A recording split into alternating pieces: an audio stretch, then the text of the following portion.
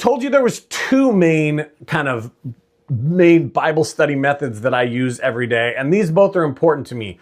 The second one is if you have the time. So make the time, right? Make the time because it's important. But I'm going to be honest, and I talked about this in just a prior video, the hammer swingers.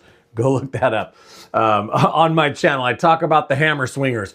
And that's all of us that have just normal jobs, that we're waking up early, going to work, coming home. You might not have hours and hours and hours to spend digging in the Bible, but we should be diving deep and getting as deep as we can. So here's my encouragement, and this is what I do. This is the second thing, how I fill my time in Bible study, and that would be going through a book.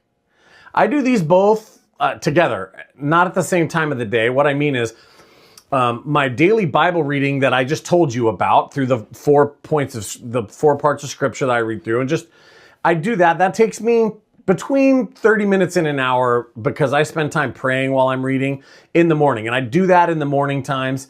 And then sometime throughout the day, probably 4 to 5 days a week, maybe less than that some weeks, maybe more than that other weeks, I am digging deep in a book of scripture.